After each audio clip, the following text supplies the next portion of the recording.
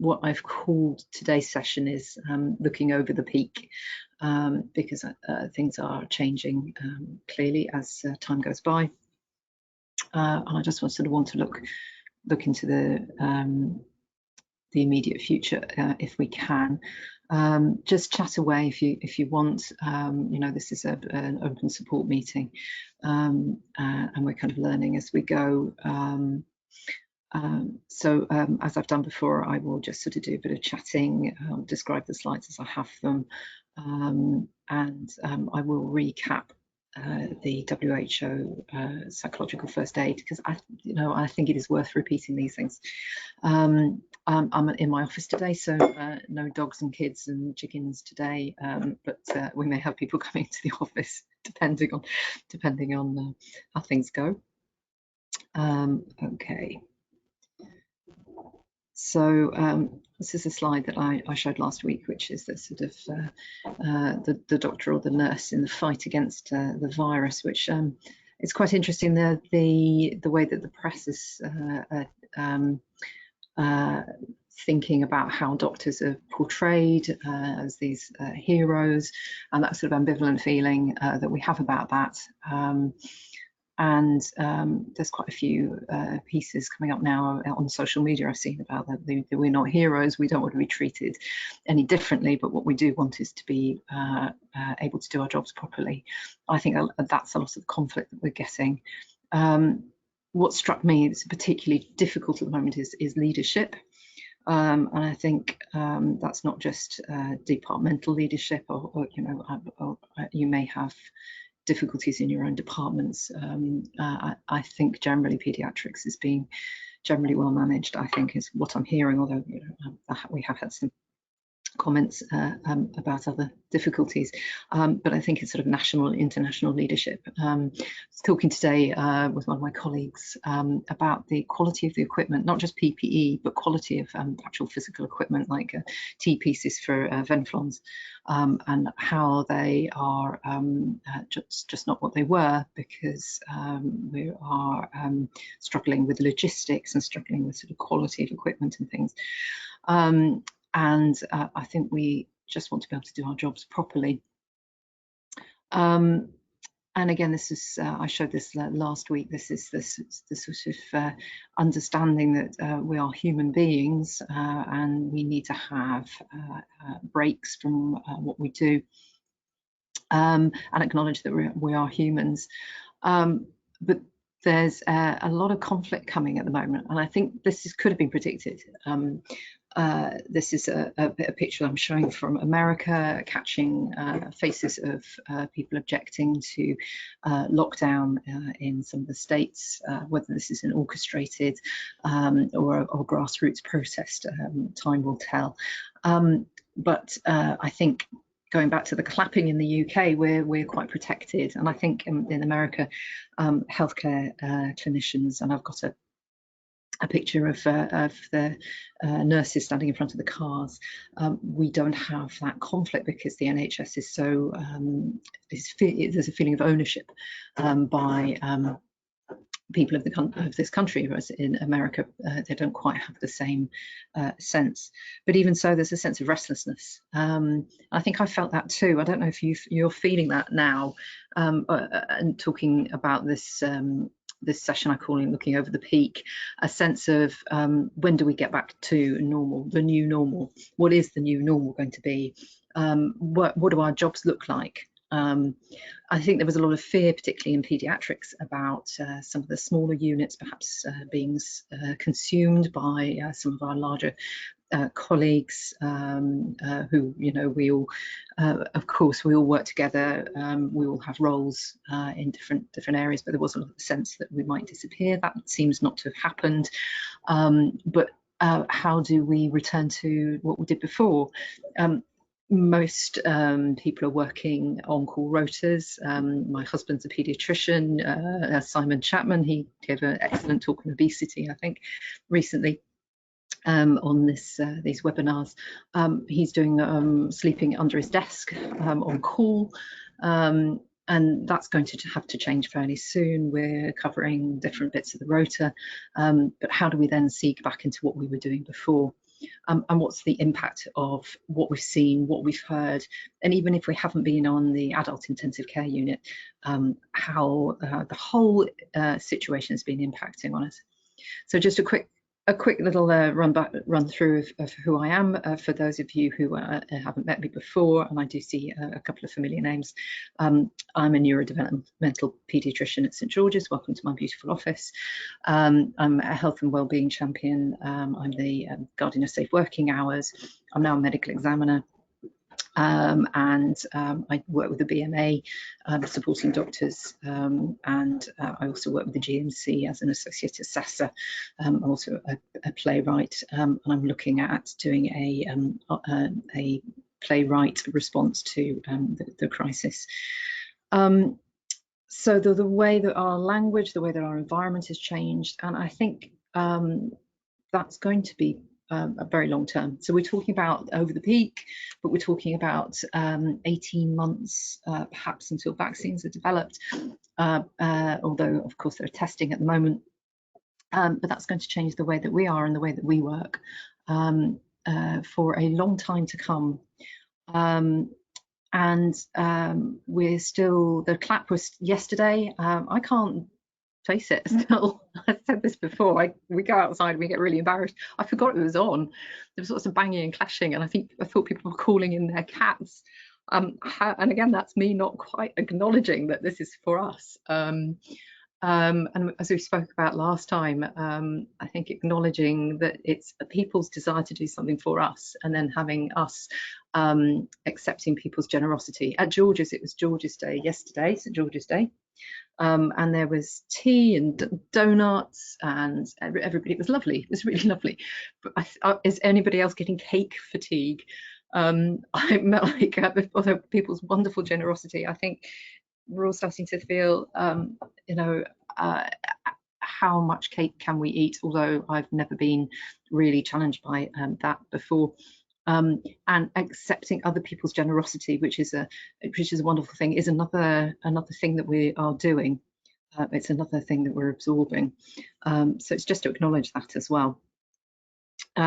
Still lots of chalk drawings on the streets, rainbows. Interestingly, the rainbow NHS badge, I wear a rainbow lanyard. I've been wearing the NHS rainbow badge for some time. Those of you who know and love Dr. Mike Farquhar at Evelina Children's Hospital, who developed it, a lot of the LGBTQ community are starting to feel that their rainbow is being misappropriated. So there, again, that's one of those things that's going to sort of come out of the wash a little bit, I think. I'm asking Mike today about what he thinks and feels about that, and I'm sure he'll have a very wise thought on that. But again, sort of accepting that some things that are going to be different. So we talk a lot in these sessions, and for those of you who've joined me before, about our different emotions. And please, again, as this is an open session, if you want to write any emotions that you've been feeling, I'm starting to wonder about feeling. I've started to feel a bit quarantiney myself. I just want to go walking, and I'm starting to feel a bit like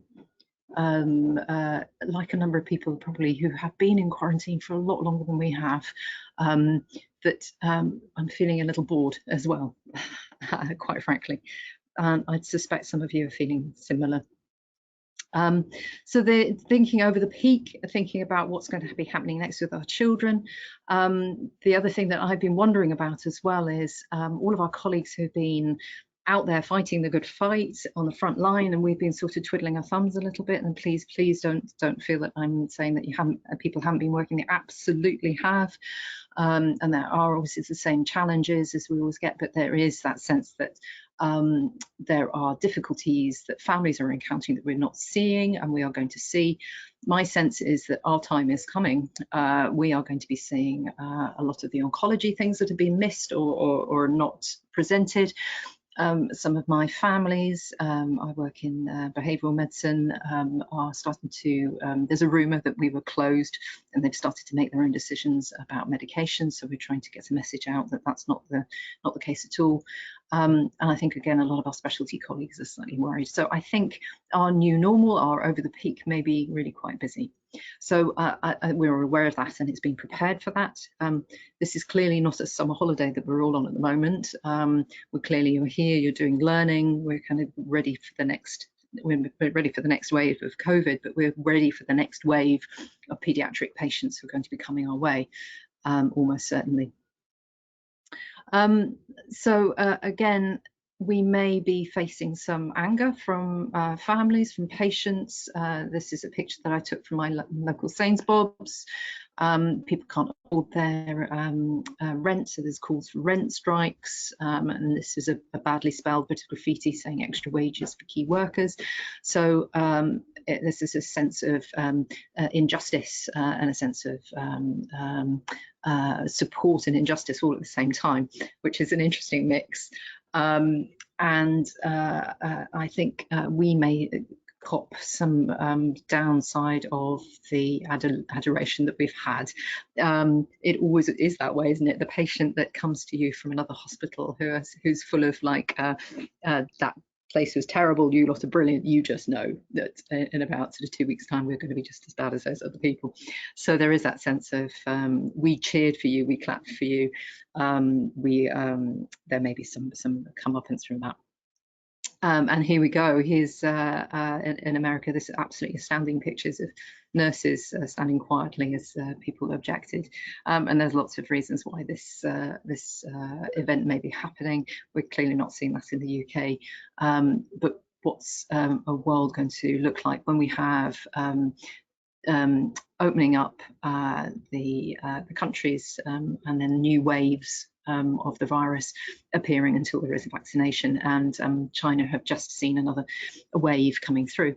So we're being prepared for that, I think. The commute is very different, and I talked last time about feeling this was sometimes quite nice, and I think accepting that that's okay.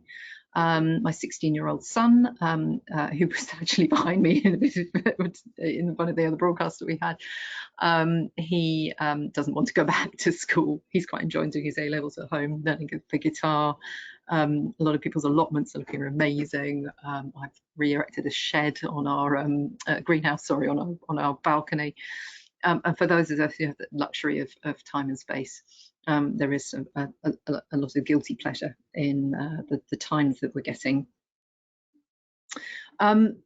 So in terms of looking after yourself, I'm going to just do this again, and no apologies. And again, for those who were with us in previous times, you know about the WHO psychological first aid. This is still absolutely relevant. And I think just looking and thinking about what we're talking about today, acknowledging the crisis, thinking about WHO psychological first aid. We're going to talk a little bit about when you become unwell, or if you've been unwell yourself, thinking about the next phase, thinking about long-term effects of this crisis on your own mental well-being and other people's, and how to look after yourself, and I'll recap on those. So the WHO psychological first aid is about looking after yourself, looking after other people, and me looking after you as well. And WHO first aid is about finding space and time, taking people out of the immediate disaster area, finding resources for them to cope with it, talking to them in a calm and reassuring way and a very open and honest way, and then pointing them towards sources of basic things, from food and shelter through to psychological support. And as I've said at recent talks, I have had to remove people from immediate clinical areas to go and talk with them because it became too overwhelming. Don't be afraid to sit yourself out of an immediate area if you're involved in anything, and that isn't just part of COVID, that's part of our day-to-day work. Clearly, when you're not in the middle of a procedure or something, or if you do have to go, of course, be safe, hand over, etc. But removing yourself talking to somebody who's listening in a very open way is very important. And the important thing about WHO's psychological first aid is that anyone can do it. It doesn't have to be a psychologist. You don't have to be the wellbeing person in your group. You can be anybody. Taking somebody for a cup of tea is one of the most important things that you will do. Looking after myself there, a bit of self-care. So this is a summary here. Asking people about their needs and concerns, making it about them, give them information, which is what I'm here to do today as well. And again, think about how you might be responding to about this situation. I think it is absolutely worth recapping on this. Shaking, headaches, feeling tired, loss of appetite, aches and pains. I'm wondering how many of you have had that. I'm going to come to my own health in a minute. Crying, sadness, depressed. I think, again, looking at the other side of the peak, I talk a lot about mental health. I'm on my own mental health journey. I'm very kind of glad and happy to be trying to reduce the stigma about mental health in clinicians. And the impact of this whole event, even if you haven't been at the action end of a ventilator, either as a patient or a clinician, is likely to have some effect on your general well-being. And if you have a history of mental health difficulties, again, even if you haven't been frontline, just be aware that there is a possibility that you may feel more tired. It may trigger some health difficulties that you've had. And don't be ashamed of that. Don't be judgmental of yourself, and also don't be judgmental of other people. Paediatricians on the whole are absolutely wonderful and very caring and thoughtful people, as so many of my colleagues are. But there is a tendency often to just push on ahead. And we're all guilty of that one way or another. Look after yourself, says the woman who's had 2 slices of cake before 10:30 this morning. Do look after yourself. And in an emotional crisis, try and centre yourself, just sit down, look at something that's perhaps at a distance, find something to fix on, put your hands on something cool, you can do some tapping. These are, again, very sort of important first aid type things. Get some rest, drink some water, spend time Zooming. We're talking about Zoom fatigue, and that's the other thing at the moment. Some people are finding that their meeting schedules are now ramping up quite a bit.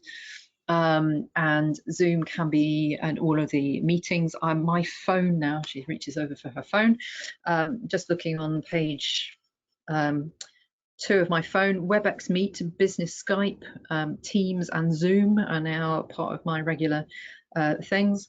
Webinars, are we getting a little bit fatigued of these things as well?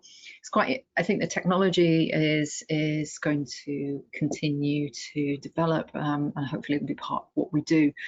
But I've started to do my webinars less here because it's in my office, but when I'm at home, just finding something interesting to put in my background, just so somebody else has something interesting to look at.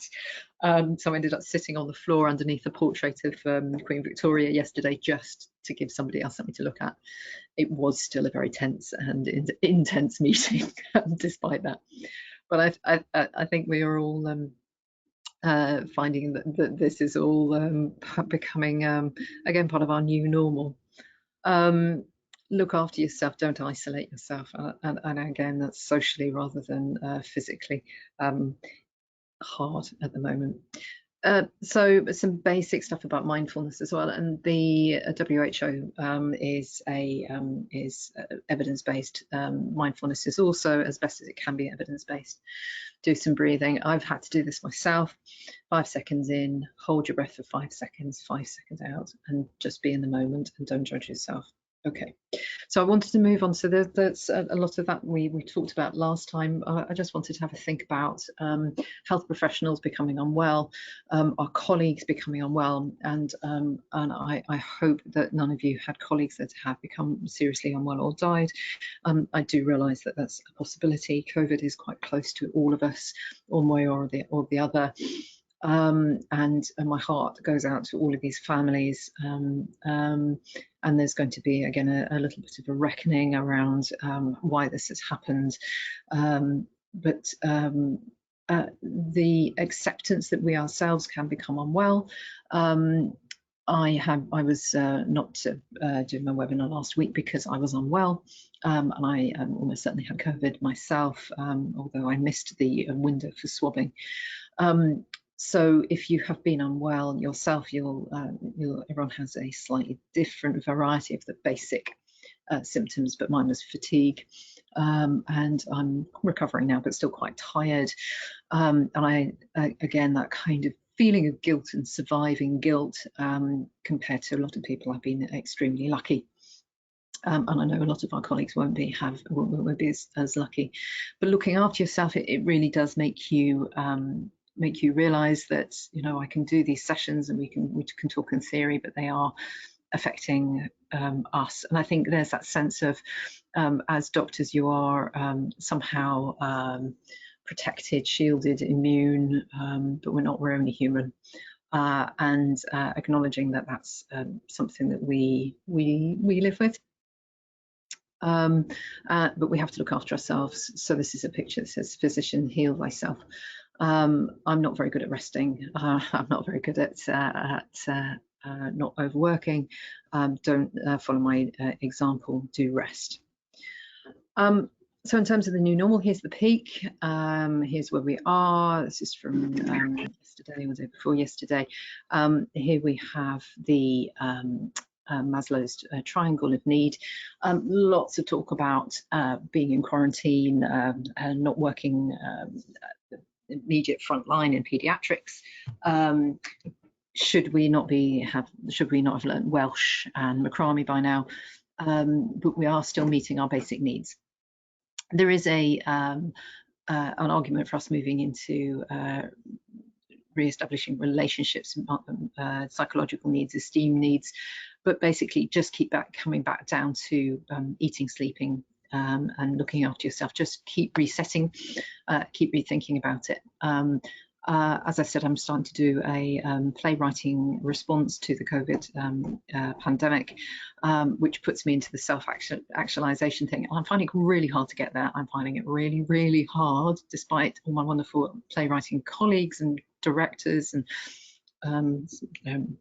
funders and supporters, etc., to get to the point of writing.